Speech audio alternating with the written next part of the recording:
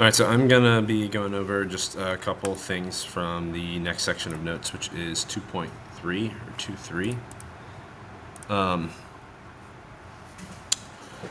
So 2.3 is about conditional statements, but we're going to review a couple things here first. Here's a review from last section.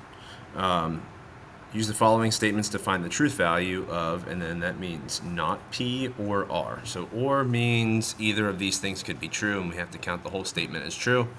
So if not P is true or R is true, we have to just say it's true.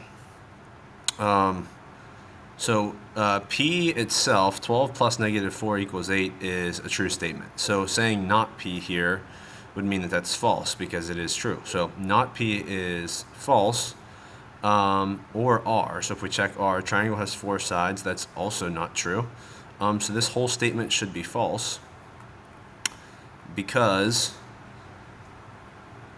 12 plus negative 4 does actually equal 8, and a triangle has 4 sides. It does not have 4 sides. So the entire statement should be false. Consider the two statements A and B. Given that statement A is true, which of the following statements must also be true?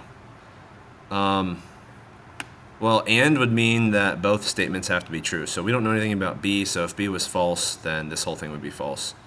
We don't know anything about B, so we can't assume anything about B. So not B, we have no idea. So we don't know if that's true.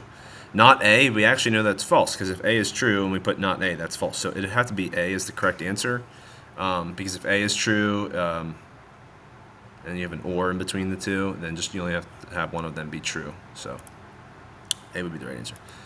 So what we're going to go over just today is conditional statements. A conditional statement is something that can be written in if-then form, so that's using the words if for the first part of the statement and then for the second part. So the example is, if you would like to speak to a representative, then press 0 now. That's a good example because it's using the words if and then. Or all squares have 4 equal sides could also be a conditional statement, because the definition of conditional statement is that it can be written in if-then form. So I can take all squares have 4 equal sides and I can write it as, if a shape is a square, it will have 4 equals. Then it will have 4 equal sides, using the words if and then. So that's still a conditional statement. A non-example would be saying school sucks. You can't really write that as a conditional statement using if and then, because there's no initial hypothesis of, well, what about the school? So you could really try here and say, if a building is a school, then it sucks. But I think that's kind of changing what this sentence means. So almost every statement can be made into a conditional statement. This is as best as I could do to come up with a non-example. So here again, if you want to pause this to take these notes, that would be great. If-then statement in the form of P then Q just means the symbols we use as an arrow connecting P to Q. So P arrow to Q means if P then Q. I don't really use the terms implies, so I would rather just use then Q. The hypothesis is the first part of the if-then statement. It's what comes after the word if, and then the conclusion is what comes after the word then. So there's I wouldn't even call it a Venn diagram. There's a little graphic here. If P then Q, if that's true, so let's say an example I'm going to use in the future here. If, let's say P is if living in Shippensburg. So if you live in Shippensburg, Q might be then you live in Pennsylvania. So you can see the green would represent people who live in Shippensburg, and then Q would represent the people who live in Pennsylvania. So you can see there's going to be everybody who lives in Shippensburg is inside of the group of people that live in Pennsylvania, and it is larger. So that's kind of what it would look like if you had to map it out, so to say. All right, so we're going to next the slide here.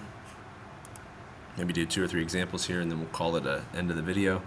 Write the hypothesis and the conclusion for the following statement. If a polygon has 6 sides, then it is a hexagon. So again, what comes after the word if is the hypothesis.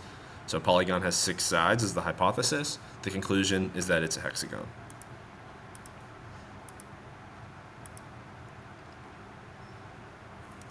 Which of the following choices correctly identifies the hypothesis and conclusion of the given conditional? If you are a baby, then you will cry. So again, what comes after the word if is the hypothesis. So if you are a baby is the hypothesis, or that you are a baby, and then you will cry is the conclusion. So it looks like B should be the correct answer there. We can skip that one. That's just like the one before it. Determine the truth value of the condition. If true, explain your reasoning. If false, give a counterexample. If you subtract a whole number from another whole number, then the result is also a whole number. So you have to understand what whole numbers are. Whole numbers are the numbers 0, 1, 2. They're basically integers, but they're only positives. So I can definitely make this false by, as long as my second number is less than my first. So 6 and 8 are both whole numbers, but if I take 6 minus 8, I'll get a -2, and -2 is not a whole number. So this right here that I just wrote would be called the counterexample. So this is false, and my counterexample would be that 6 minus 8 is equal to -2. Let's see what counterexample the book came up with. 2 minus 7, kind of the same idea. And this will be the last one. Determine the truth value of the conditional statement. If false, give a counterexample. If BD is an angle bisector of ABC, so we always want to draw a little picture of this so we know what we're looking at. And it says BD is the bisector, so BD is going to be right in the center here. Then ABD, so it says this angle will be congruent, the measure of that angle will be congruent to DBC. And that is true. I mean, that is the definition of an angle bisector. That makes both of those angles equal to each other. So this is, it doesn't seem like it's new, but this is new because this is an if-then statement. So that's a conditional statement, and we are kind of testing its truth value to go back through and see if it's true. Again, the first part of the statement is called the hypothesis. Second part is called the conclusion. So that's all we're going to go over for today. Thank you for coming to my TED Talk. Please like and subscribe to my channel.